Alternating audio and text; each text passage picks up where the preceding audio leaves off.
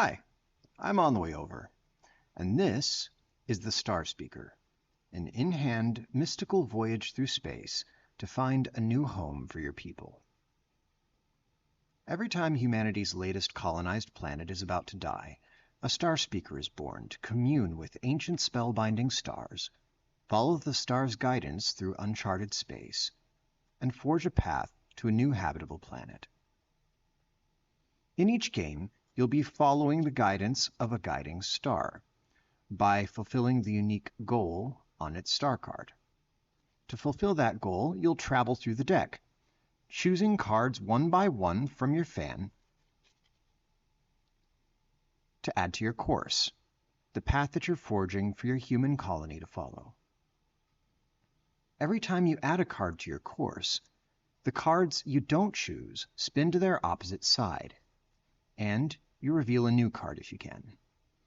The opposite side of each star card represents either heeding or rejecting the call of that star. All right, and that's a turn, so keep taking turns until you run out of cards.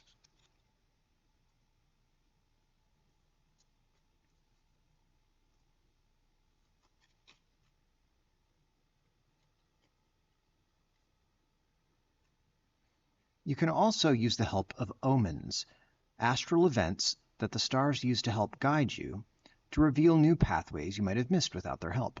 For example, I'm going to use this bright omen here to swap places with the next card in the deck.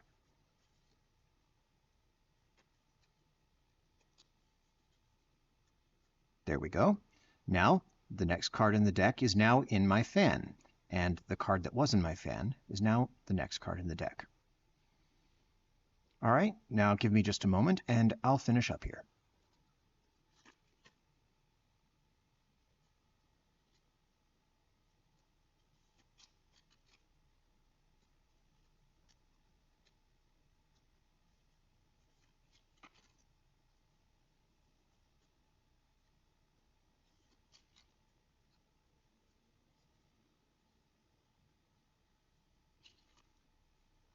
All right. Now that I've added all the cards to my course, then the story text on the back of the cards describes the choices that I made on my journey and the legacy that will inspire generations to come. To score your game, just flip the cards over and sort the cards by sector. That's the symbol there, an alpha, beta, or gamma. And then total the results of each sector to see if you have fulfilled the goal on your guiding star. If you have, congratulations! You won the game and found a new home for your people. That's it. That's the game. So I'm going to try this again, and we're going to start back from the beginning. And this time, we'll go a little slower. To set up a game, first choose a guiding star whose goal you want to fulfill. Alpha goals are the easiest and will give you a lighter experience or help you when you're first learning the game. Beta goals are a step up from those and become a little more complex. And gamma goals are the most difficult and are there if you really want to have a challenge. So, for this demonstration, we'll be using Sirius as our guiding star. And Sirius's goal is to earn plus or minus 6, that's plus 6 or minus 6, in the alpha sector. All right, so first I'm going to set my chosen guiding star aside, and then I'm going to shuffle the remaining cards. Now, as I shuffle, I want to make sure that I spin the cards at least once, if not 2 or 3 times, and that makes sure that the order's getting randomized, not just between the placement of the cards, but also their orientation. So I want to make sure I have plenty of pluses and minuses in my deck. All right, when I'm finished shuffling, I'll put my guiding star back, and I'll look at the first few cards, and oh, I see only pluses here. I want to see both pluses and minuses. So I'm going to shuffle a little bit more.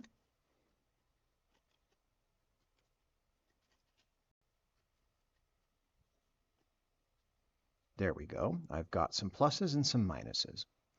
All right, that means I'm ready to start my game. Okay, notice that I have fanned 2 of the cards, and then I add my guiding star with its plus side up. Now, quick note here. I'm holding the cards right now in a right-handed orientation. I've got this card in the front that's the rightmost, and I would be holding it in my hand like that, like this. So this game is designed to be right-handed or left-handed. So if I was a left-handed player, I'd get the exact same experience as a right-handed player if I spin the entire deck. So notice I've got a +1, a -2, and a -1. Let's see what happens when I spin the deck.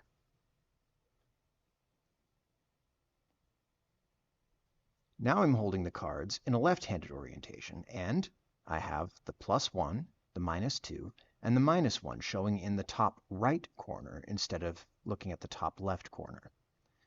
So this is the left-handed experience. If you're a left-handed person who finds the other way more comfortable, then by all means go for it. Or if you're a righty who somehow likes working this way, then go for it then.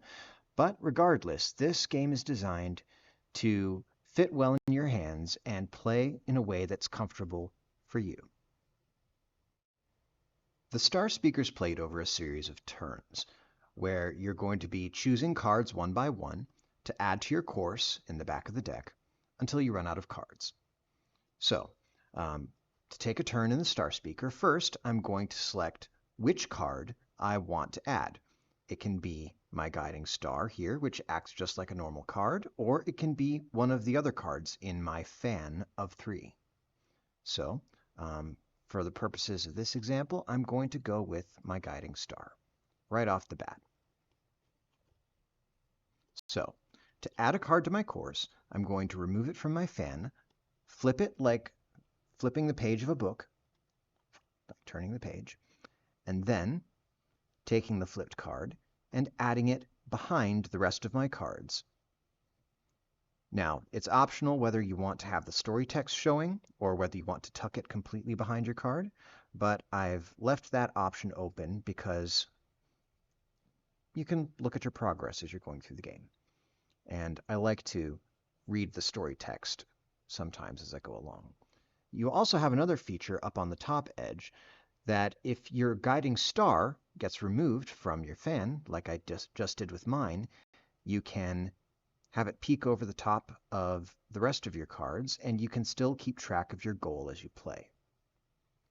That's optional as well, but it beats trying to remember it, especially as the goals become more complex.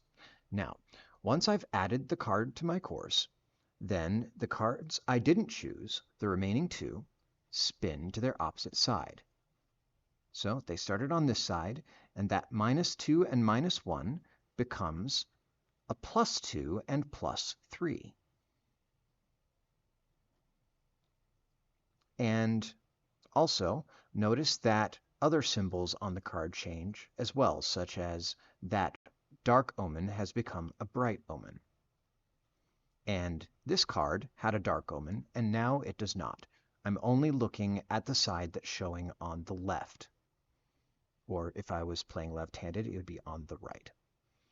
Okay, so now I've taken my first turn. I have chosen a card, added it to my course, and then spun the other 2 cards that I didn't choose. So then that's it. I keep taking turns like that until I run out of cards. So I'm always keeping in mind my goal. My goal right here is to earn plus or minus 6 in the alpha sector. And the card I chose already was a +1. So that means that I want to continue choosing plus alpha cards.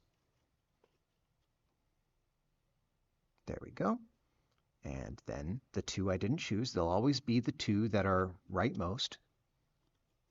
Spin to their opposite side. Now, if I needed the help, then I could use one of my omens that's in my fan. So these omens, as I pointed out already, are helpful astral events that the stars are using to guide you on your way. And each omen has a different power. I demonstrated the bright omen already, but the dark omen, oh, here we go. The bright omen, one more time, has the power to swap places with the next card in the deck. So that means that this bright omen card is in my fan. Then I'm going to take my omen card, that card with my chosen omen on it, and I'm going to swap places with the next card in line. There we go. So it was originally behind the other cards, but now I'm just going to let it show up there as the third card in my fan, and then the bright omen card that I had in my fan goes just behind it. There we go. So now the card that was the next card in the deck is now in my fan, and my bright omen card is now the next card in the deck. And I know what it is because I put it there. So I'm going to choose this card and reveal that next card in the deck again. The dark omen has the power to spin its omen card. So if I wanted to use this dark omen, then I would spin that card to its opposite side. Now notice that once I've done that, I don't have a dark omen on this card anymore. Just because it's on this side, that doesn't mean I can use it. That dark omen is no longer available to me until it shows up again. So I can keep on going. Now, notice that now that I've added this card to my course, then I only have 2 cards left in my deck. So it's okay if I don't have 3 cards to work with. If I don't have a card to reveal here, that's all right. I just keep on going like normal, and any cards that I do have available that weren't chosen, I spin those. So I'll choose this card, flip it, put it in the back of my deck, and then spin the remaining card. And then that's the card that I have to choose. And that ends the game. Now I'm going to have the opportunity to score. I can read over that story text I have here and see what kind of legacy I left for the future generations. And then I will spin the deck, or I'll flip the deck. Got to make sure I say that right. Just like turning a page in a book. And then I will go through and sort out the cards by sector, the gamma sector, the alpha sector, and the beta sector. And you can set the guiding star aside if you want to keep track, but you can just as easily keep it on top. All right, now, the goal I had for Sirius was to earn plus or minus 6 in the alpha sector. And when I add these cards together, plus 2, plus 3, and plus 1 equals plus 6. A quick tip here is that each card between its opposite sides has a difference of 4. So 1 minus 4 is minus 3, plus 3 minus 4 is minus 1. So there will always be a gap of 4 between the scores, because when I flip it over this way, every time I spin a card, it has a difference of 4. So I can have plus 6, plus 2, minus 6, and those will be the scores I have available for my cards. So in this case, I have all pluses, and that gave me plus 6, and so I won this game. The Eclipses variant introduces the additional challenge of Eclipses, alignments of omens that the stars use to guide you on the safest, fastest path for humanity to follow you through the cosmic sea. Winning with Eclipses is not only finding a new home for humanity, but finding that home while saving as many lives as possible on the way. Every guiding star has an eclipse total in addition to their goal. That eclipse total means that I need to reveal exactly that many eclipses while I fulfill that goal.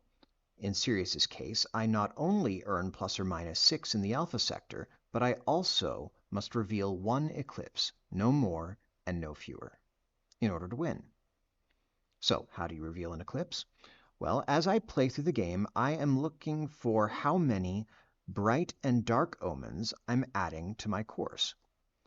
So, and let's say that I've played through the entire game, and this is my course. So, when I spin the cards, then I'm counting up the pairs of bright and dark omens in addition to the rest of my scoring. So, for example, here, this bright and dark omen is one eclipse that is revealed, and then this bright and dark omen here reveals one eclipse. The additional bright omens don't count because they don't have a pair with a dark omen. So those are ignored, and I have only revealed 2 eclipses here. So if this were my course, if I had been playing through the serious goal with eclipses, then I would have lost this game because I have 2 eclipses instead of 1. But losing a game in the Starspeaker is just one more step in your journey. Keep trying. The destination you reach is shaped by the path you take to get there. I hope you enjoy the game. Take the journey at your own pace. Rejoice in every victory, learn from every loss, reflect on the experience, and always find a way to move forward. Thanks for watching.